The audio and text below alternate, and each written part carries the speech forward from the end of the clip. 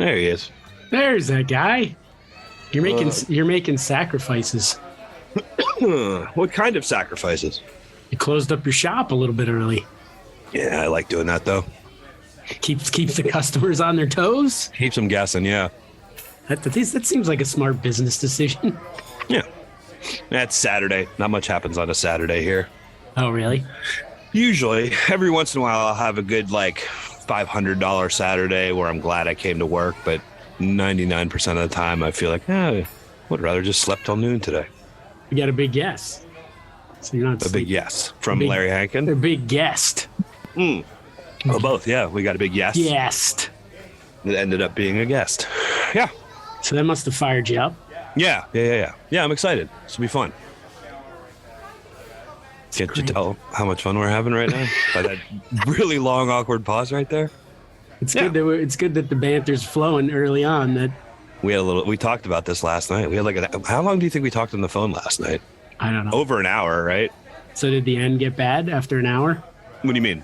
Isn't that what we've decided, that like after an hour and 15 minutes we sort of fade out, like no one would want to I think that's natural. I don't know how guys that do like 4 hours, like Howard Stern, how do you talk for 4 hours? Well, he talks to different people. Yeah, but still you got to be engaged and you got to, I don't know. I told you that one podcast that did a 5-hour podcast. Yeah. With one person. I like you and we could hang out for 5 hours, but I don't know if I could talk to you for 5 hours straight. Right. And have it be try to be funny. And yeah. Did you hear about this other news story that came up this week?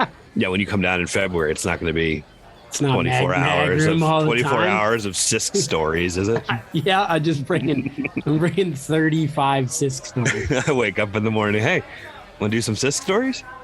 God damn it, dude. We're having breakfast. I'll just whip out an article out of my pocket. Mark, did you ever think about human if a meatballs robot could make you a pancake? Next, Sisk story. Hey, I'm just gonna go to the bathroom. I'll be right back. I was wondering how that was gonna work again. No, that was me at our fictitious breakfast right there, getting away from you telling me a Sisk story. No, but I'm wondering now how it's gonna work. Am I gonna have to pee in front of Larry Hankin? You guys, that wouldn't be. Oh, you got your way. Oh, he's already here. He's already here, Mark. Oh, he's early. Bring him on. We're just going to start and go? Oh, here. Do you want to do the thing so we can edit it in? Saturday afternoon in the mag room with Larry Hankin. Yeah. Excited to have him. International superstar. And now we'll let him in. I thought we were going to have a little more time to figure out. All around the world you can hear them. Hey, hey, hey. Talking about using kind of funny stuff. Hey, hey, hey. Mag room. Mag room, the mag room, the mag room. Larry, how you doing? Oh, and then he left. He's gone. Oh no. Supposed to do what, 1:15? Yeah, it's like 10 minutes early. Yeah. Okay. Well, let's keep talking. We'll just do a little jabbering. And then I'd say right now, at some point before you log him back in, maybe do again like a list of the things he's been in, maybe. Okay. From actor, writer, comedian, director, producer of such movies as blah blah blah blah blah. I mean, maybe I could have said it right there. Yeah, you just right? Why did you just Billy Madison. I watched. Did you ever see Escape from Alcatraz? He had a very big role in Escape from Alcatraz. Oh, really? No, I watched that last night. Escape from Alcatraz. He was in Seinfeld. He was in Friends. He was in Breaking Bad. He was in Planes, Trains, and Automobiles, Home Alone. Just very, very prolific, recognizable character actor from the 80s and the 90s and still working today. And for some reason, he decided he would be on this show. Maybe he's fucking with us because he's not here anymore. Oh, here he is again. Oh, okay. What happened? I don't know. What'd you do? I don't know. I just went. I don't know. I shut it off and did it a couple of times, and this time I guess it worked. Well, okay. Thanks for agreeing to be on. We're well, thanks for finally having me on. Yeah. Well, so usually we just talk about we banter a bit, we talk a bit at the beginning. I'll talk about anything you want. I mean, great. Yeah. So we have some stories we'll talk about later. Like I'll bring up some stories and ask some general questions. But at the beginning, Mark and I usually just talk about our week. And we know you've been asked about your show business career probably thousands of times. So we didn't really want to do that. We wanted to do Well, we have nothing to talk about. No, we don't. I think I came up with some questions. So we figured we would still ask you questions, but we want to ask you questions you've never answered. All right, So you're ready for some questions? So these are my questions meant to help everybody get to know Larry Hankin. Okay. All right. You studied industrial design at Syracuse. Wow. Yeah. Correct? And you got job offers to design, you said futuristic cars. I don't know exactly what that meant. Cars in the future. Well, I guess that, yeah. Like cars that happened maybe 5 or 10 years ago. Okay. So like 40 years in the future. All right. All right. So what's the most important feature you look for when you're buying a car? If I can pay for it. Well, do you have a favorite car? Is there any model of car that's your favorite car? Oh, that's Lamborghini. Do you have a Lamborghini? No f***ing way. Are you kidding? But you're 6'7". I feel, or 6 foot. How tall are you? 6'4" last I checked. Okay, so you're 6'4". I would imagine that limits your ability to drive a lot of different kinds of cars, right? That is a question I've never even approached, and it's a really interesting question because yes, there is one car I cannot buy because I am too big. Lamborghini. 6'4". No, a Morgan. I wanted to buy a Morgan long time ago, many years ago. This was like in the 60s, probably. That's how far back it was, or 70s maybe. And I got in it, and it was too small, and I couldn't put the seat back any further. And is that the manufacturer, Morgan? I've never heard of that before. Well, I don't think they make them anymore. Okay. But it was like it's like a little MG, like an MG, like it's like but really cooler and classier. It was about the same price, I would imagine, but it looked old timey. It looked like an old timey MG. So you went to buy this, and then you decided you couldn't. I was gonna, because I had money back in the 70s. And, I saw an interview where you said you grew up on the beach. I assume, is that Rockaway Beach? I think you grew up on Rockaway. Well, yeah, the berth was kind of sandy, but okay. Well, you said it. You said that you grew up on the beach. On the beach? I never said that. I didn't make it up. That's a silly thing. Weren't you a lifeguard? I think I read that you were a lifeguard too. I was a lifeguard. I grew up 4 blocks from the beach. Well, that's probably what you meant. And I hung out on the beach. Yeah, I was a lifeguard for 2 years. Okay. So I was just, all right. So I think that you're talking about Rockaway Beach. Hurricane Sandy destroyed the wooden plank boardwalk there in 2012, and it was rebuilt mostly with concrete. What are your thoughts on a concrete boardwalk? What do you think of doesn't that seem? Yes, it does. It's contradictory, even just to the term antithetical. Boardwalk. Exactly. Yeah, it bothered me that it's a concrete boardwalk. But here's the glitch in your question. No, I've never been asked that question. I never even knew there was a boardwalk. Okay. You were a good lifeguard because you weren't looking at the boardwalk. Yeah, you were looking at the water. Yeah. When I went there, it was very suburban, kind of old-timey suburban, neighborhoody. And when we went back there, it was broken down and abandoned. And then I went back like maybe 15 or 20 years later, but it was all built up and it had apartment houses and I couldn't live there anymore. It was too expensive. I don't know much about Rockaway Beach. I pictured Me neither. Sort of. But now with the concrete, who wants to go there? Well, yeah, that was the. No, wait a minute. I live 4 blocks from the beach here on the West Coast now, and there's a boardwalk out here, and it was destroyed by a hurricane or something. Okay. Maybe it just fell apart. So it was do you think maybe it's no, but now it's cement. No, now it's cement, and it's okay. fine. I don't like that. It's fine. Safe. Okay. It's safe. Yeah. And I go out there, I walk on it. It's very long. It's huge. I mean, it's not huge. Big, it's huge, long. It goes way the fuck out there, man. It's a hike just to get to the end of the boardwalk. Yeah. Okay. But it should be called a cement end. walk. It should be called. So you're not opposed to a cement boardwalk, basically. If it looks good. You've accepted it. It needs a different name. You're right. Yeah. It needs a different name. You've played a bunch of homeless characters. You said that you yourself were homeless at one point in your life. What's something that the average employed, properly sheltered person can learn from the homeless? Being homeless has 3 shifts: the day shift, the evening shift, and the night shift. It's a 24-hour job. Yeah. You think it's just, well, being homeless. It's just like, oh, yeah, well, what, how many? 5 hours a day? 10 hours a day? 2 hours a day? No, it's 24 hours a day. What's the hardest shift? The night shift? The hardest shift is the day shift. That's what I would think too. No, because the job of being homeless. Yeah, I'll give you even a second thing that you don't know. What is the job of the homeless? Get through today and find a safe place to sleep tonight. Yeah. That's your job. Yeah. That is your job. And if you have stuff, that's your second job. So you got 2 jobs.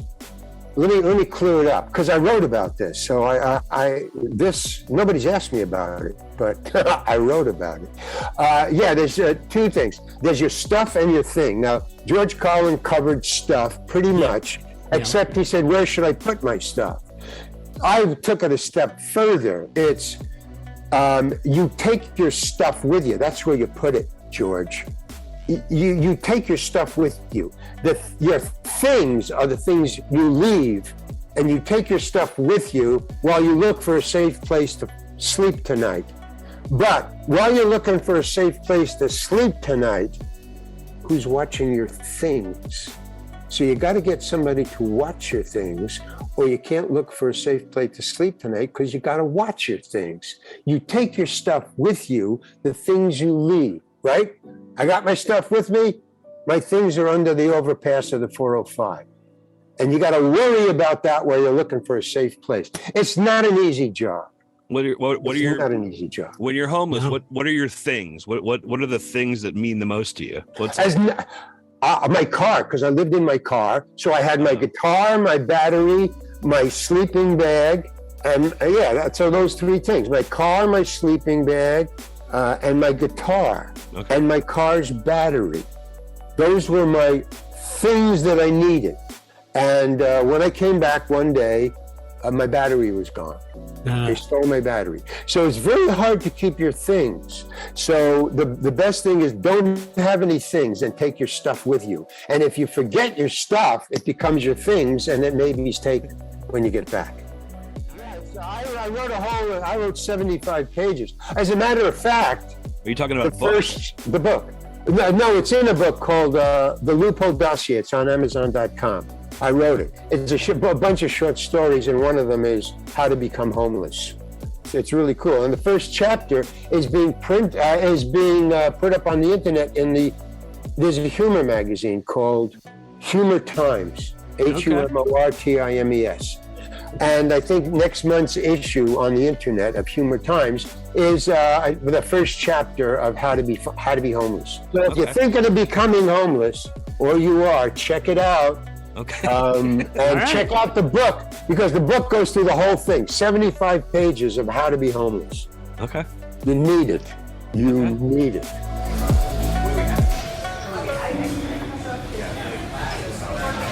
All right, so let's delve into the disc stories. Usually, we do a little whisper. Disc stories. Oh, okay. All right. I like disc stories. All right, it could be a disc story. Disc stories. This is about a disc. So I'm going to read this, and then we're going to listen. I'm going to. Oh, it's a test. Oh my God, it's a test. All right. So this was from CNN. This past week, the former girlfriend of tech entrepreneur Elon Musk is auctioning off a cache of photos and Musk memorabilia from her relationship with the billionaire. Jennifer Gwynn, Musk's college girlfriend, is selling the mementos through a Boston-based auction. They started dating in 1994, and soon after graduating, Musk started a doctoral program at Stanford but dropped out. So basically, she's auctioning off his stuff, and I wanted to ask both you guys, if you have any, I mean, now that Mark's become a big podcast star and Larry, obviously you're famous. Do you feel like you have any jilted lovers who have your things that? Yeah, there's a girl.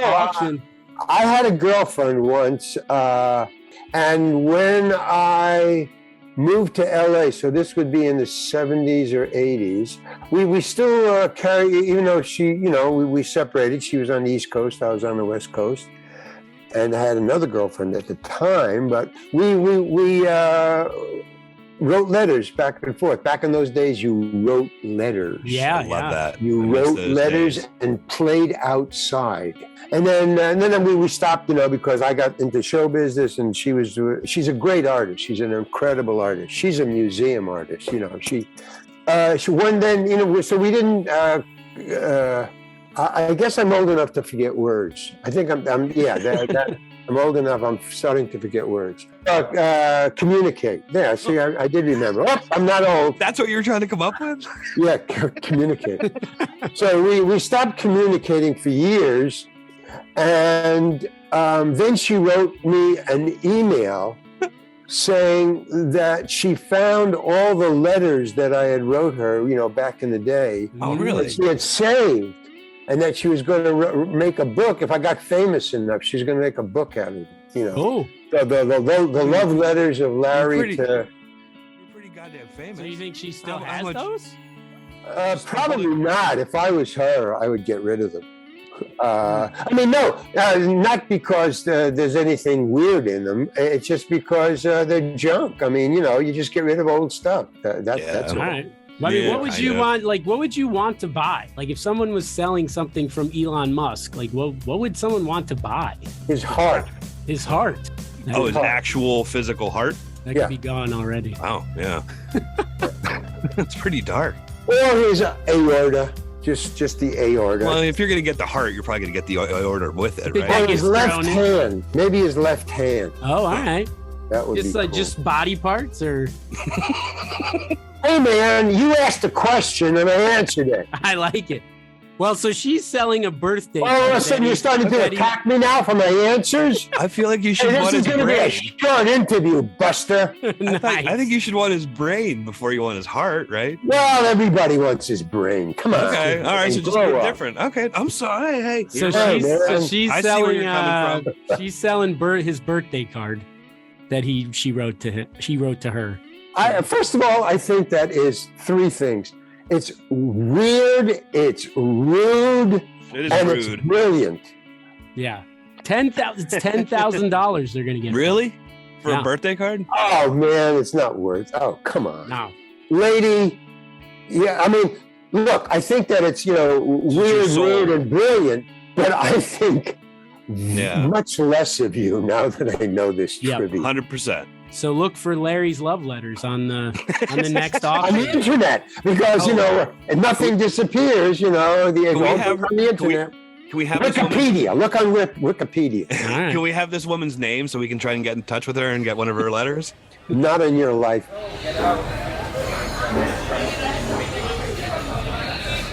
This is really like a business proposition. I don't think you're going to want to do it with us, but a slasher movie is coming out called Winnie the Pooh, Blood and Honey.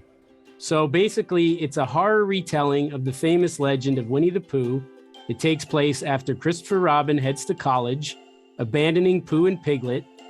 So they're left to fend for themselves. They become feral, and they go back to their animal roots. They're no longer tame. They're a vicious bear and pig who go around and try to find their prey. Cool. So Winnie the Pooh has just come into public domain. Right. So anyone can make a story about it. Okay. So I thought I would look ahead. Okay. What's coming up. Right. We can think about, are any of these things that we would want to make anything about? Any stories? Should we jump on them early? Yeah. So I would like to do a movie about Piglet and Pooh and beating the stuffings out of them. All right. So you're going to do an action film? No, just a beating film. Beating stuffing. Cotton and the stuff in. So just like a stress release? Is this like a stress release movie of So no, there's no. Is there any story beside that, or is it just that's a story? Short? Just a short. Well, no, it's an hour and a half. Hour and a half. All right. That's great. It's a movie. It sounds really good. I think it's I think it's a tentpole movie. Actually, Netflix needs stuff. I mean, maybe a summer. Yeah, we're streaming. How many dolls do you think we'll need in an I bet this would be huge. No, just $2, just $1 each. So $2 for an hour and a half. Hour and a half. All right. So they got to keep the anger going for 90. That's hard to do. What are you, like a producer? Yeah, you want me to change the narrative? I wrote it. No, I'm saying. You're asking questions about it. Jared. You're talking like a producer. Yeah, I'm just gonna say it's gonna be hard to keep the anger. Why don't you take your suit up? Let me worry about that. Let me right, worry about that. We'll get the funding. What do you think? He's got an artistic vision. Why did that? I'd say $25 million.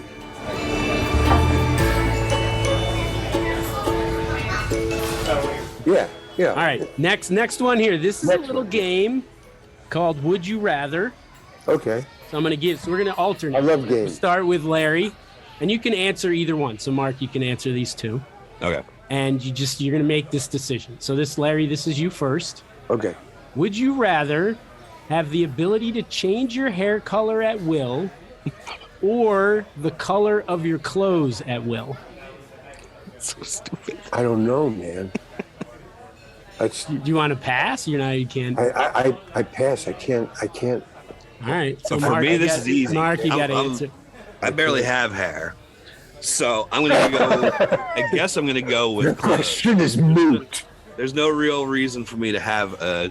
Now, if we could add to the question that I have Larry's hair, which would I do? Let's see. Yeah. So assume you had hair. If I had, I want Larry's hair. Hey, leave my hair out of this. No, I would love to have your hair. Okay. Larry's but it is Larry's jilted lover stole his hair, and you bought it on eBay on an auction. Yeah, what would you do? I like it. I kind of like it as is. I feel like I bet you get a lot of just implied respect. Change the color of my. Can I answer now? No, I'd keep your hair. Yes. Change clothes. Mine would always be clothes. I'd change the color of my. I would go along with that. Yeah. I just figured it out. I had help. Yeah. I like it. All right. Yeah, Mark helped me. Thanks. Change my clothes. Yeah. All right. So this one's for you, Mark. Okay. Would you rather have one nipple or two belly buttons? Two belly. Wow, man. Two belly buttons. Jesus. Yeah, they're both so weird. Yeah. I think I'd go. Who made up these questions? I want some answers here. Who made up these questions? It's from a website called Would You Rather, and ones I picked. I picked them, though. Oh, There's 450 of these questions, Larry. Yeah. So I just picked the weirdest ones. I picked the weirdest one. I'd go two belly buttons, and I'd pull my underwear up higher than I currently do to cover one of them. Yeah. So if you go to the beach, what are you going to do? Makeup. Makeup? Oh, yeah, I get makeup. I get Larry to teach me how to do stuff it with cottage cheese. Concealer. Then the birds are colored makeup on over the cottage cheese. What about peanut butter? Or cream cheese. Peanut butter, but then that's a different color. You have to have a little not viscosity, but it has to be thick. Yeah. Would you? So, but here's the thing. I felt it also with the two belly buttons. You could do something cool with like piercing it or like a chain in between them. As a kid, I used to go to 42nd Street, and there used to be, I don't know if you guys know this, in New York City, 42nd Street in Times Square, there used to be a small, you go downstairs, Hubert's Flea Circus, and what it was a small little storefront freak show. A freak show, real freaks. I don't know if, it was makeup or anything, you couldn't get that close. They walked across the stage, but there was a bearded lady, a woman who had a beard. There was all these three. So a double belly button, and you could play Hubert's. Could have been in there. Yeah, you could make some. I feel like one nipple wouldn't make, but two belly buttons might get. Two belly buttons, Mark, the two belly button man. Would you rather have everyone who meets you, including family, forget who you are and that they ever knew you 2 hours after you leave their sight, or everyone who meets you knows everything you did for the last 48 hours? Well, that's easy. I mean, the 48 hours, I did nothing in the last 48 hours, luckily. Yeah, but what did you do tomorrow? Because then, it's rolling ongoing, right? We would know right now. We'd know. No, you said the last 48 hours. Yeah, but anyone you meet. So like we met you. So if right you now, meet somebody tomorrow. But if you meet someone tomorrow, then it's whatever that last 48 hours is. They'd know you'd been on this podcast. Oh, you mean, in other words, in 3 weeks, if I met somebody, it would have to go back from the 3 weeks, 48 hours. Yes. Oh my God, I made the wrong choice. Oh my God. Yeah, I think I'm going to go with the first one. There's too many shameful things that I do that I wouldn't want. Yeah. I mean, just even picking my nose would be. Oh, come on. You know. I'm talking much more shameful than that. Well, I'm just trying to pick the easy ones, you know. Sure. You know, I'm not going to tell you guys. You guys would blab it all over the place. Right. Yeah, we have a big we talk about it in the next show. But so what was Mark's answer? Yeah, what is your answer, Mark? Definitely I guess the first one. I like my privacy, so I don't think I'd ever want anybody to know everything. I mean, it's interesting. Like when they met me, would there just be an aura about me that he was? Well, yeah, but wow, to forget you ever existed. I know that's a hard one. Yeah, that's the hard one. You said because we're both of us, we're in show business. Sure. So you couldn't advertise the show. All right. I guess maybe it'll just make me be a better person if I try. You would know. You would know this. But so these are all very hard questions. Well, they knew like the detail. Would like they'd be able to see what I did in the past 48 hours? Yeah, it's like a movie. It's like a montage of like all everything the I did. I'm gonna begrudgingly take that one. I'm gonna begrudgingly take. Yeah, I would go along with that. I need the support of. I need friends and family. I can't let everybody I know. Especially once everybody knows all your freaky stuff. But then am I going to start losing all my friends because of this? Yeah, right. Yeah. Oof.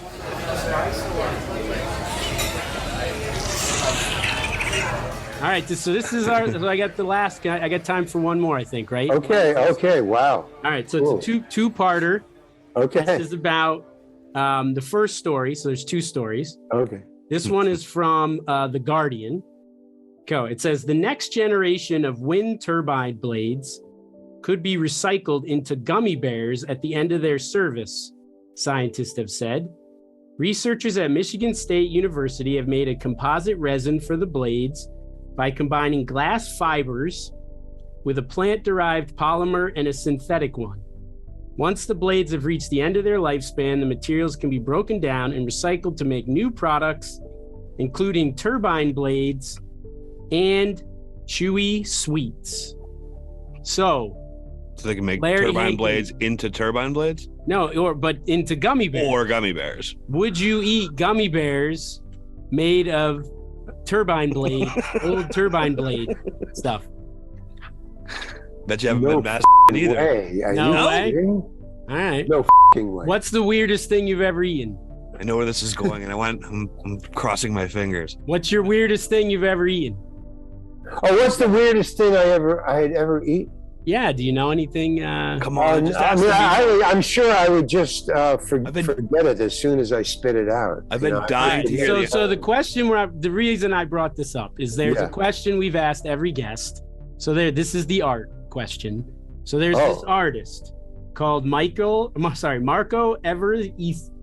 I still can't say his name. I think it's Everisti. Marco Everisti. All right, Marco Everisti.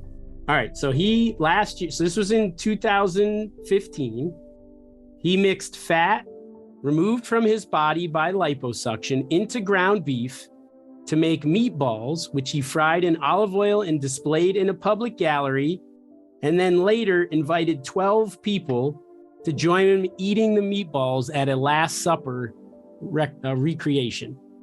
So the question is, would you eat meatballs with someone, not that someone's been killed, and you're at a fancy party. You're not a war criminal. Yeah, you're not a war fancy acting party, and it's somebody's liposuction. They put them into meatballs. You're in a fancy suit. People are walking around. They got the nice toothpicks, and they're like, "Hey, would you like to try these human meatballs? Would you eat them?" The first thing that came into my mind was, why did I ever come on this show? And then the second thing is because of this question. Because you've never been asked this before. This is really important. That is the weird. No, I mean, you wouldn't. I wouldn't what? Eat the meatball? Say no. God damn it, Larry. No. 0 for 6, Mark. So Mark said yes. I thought you were the guy. I thought you were my guy, Larry. I thought you were going to be the one. You got a bohemian background. I don't know. Yeah. There's a line at which even the weirdest of us will not cross. So I'm weirder than that. I'm just because I want to. And you have crossed that line, Mark. That's too weird. So, I'm the only weirdo. No, I think this is I just the don't only believe it because there's 12 other people who showed up to the party, and I know somebody else has to be somewhat open to the idea of trying it. I think actually that's the only real honest answer I've given in this entire interview. Interesting. Okay. Let me finesse my answer, okay? Okay. Yeah, this is an essay. Before I would answer with a yes or no, or before I would eat or even think about eating the meatball. I've sent them to your house. They're on your way to your house. I would like to meet the guy. Oh, that came the fat from. I would like to meet him and just talk to him. What would change your mind either way? Like if he's a jerk? Yeah. I don't think anything would change my mind, but I would just like to meet him. Damn it, Larry. We have emailed him to see if he would be on the show as well, because we're trying to get that artist on the show. So and you did artist. Performance. How about performance artist? Can I call him a performance artist? You did ask the question that we often ask all our guests is like when you said, why did I agree to be on this show? We do wonder that often when.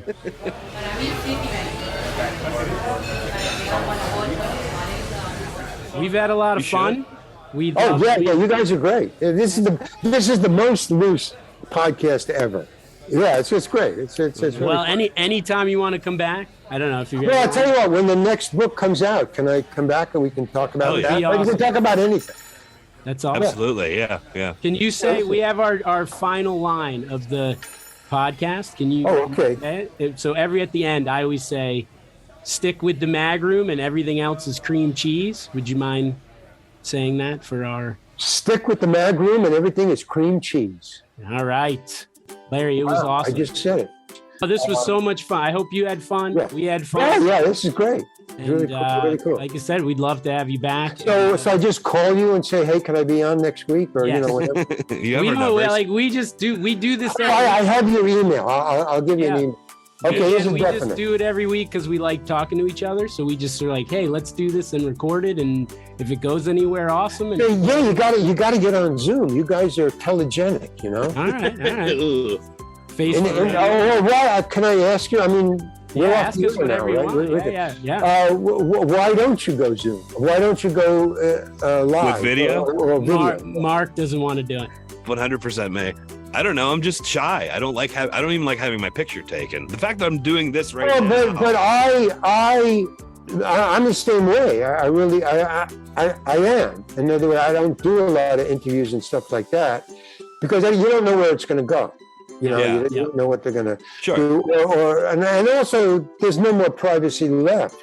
Yes. Yeah. I mean, look, Mark, just between me and you. Okay. You have no privacy. Who the do you think you're kidding? Confident. Jared? Yes. Work on him. I will. Work on him. All right. You think we got a chance to go somewhere? I think this is you can monetize this. You can get a sponsor. Yeah. Oh, that would be big. Well, if you know anybody. Mark. Yeah, we'll for Mark. As soon as you get Mark to go, because Mark is the monetizing guy. I don't know, man. No, not me. You can get Mark to get his poem out there. You can make $1 million. I always know that. I'm just. That's why you stuck with him. I'm the straight guy. It's Mark. Mark is the money guy. You should just hang up on Mark is the franchise. If you put Mark out there every week, you're gonna have suits, standing at the edge. But Mark, come on, you gotta go. What? Be on a video? Yeah. You gotta go video. Mark, if Larry Hankin tells you that, if I'm this does seem weird to me that someone who's a Hollywood commodity is telling. No, listen, because Jared, you can see Mark, right? Yes. You can see him. Now he's wearing this hat, he's wearing earphones, he's smoking a cigarette, and he doesn't care about lighting. So his face, that is the money. That's the money shot right there. Right there, exactly. He's leaning in, so his face is in shadow. So Mark, don't move. You see what I'm saying? Right. So that's what I'm saying, man. That's the money shot. So keep that in mind. Mark, stay the way you are. That's the whole thing. Okay. Thank you. I gotta go. Larry, thank you so much. Thank you. I'll check in when I want to be on. And we'll send you this episode too. We'll send you this episode once it's all edited. Okay, good. Thank you. Yeah, please do. Okay, thereallarryhankin.com is my website, and the Loopholes dossier is my book. Okay. We'll put links to that stuff on there too. Okay, cool. All right, bye guys. Bye. Really cool. Ooh, ooh, I like my groom. I like my groom. Ooh, ooh, my groom is good. My groom is good. Ooh, ooh, I like my groom. I like my groom. Ooh, ooh, my groom is good. My groom is good. My groom's good. Ooh, ooh, I like my groom. I like my groom. Ooh, ooh, my groom is good. My groom is good. I could have done this naked.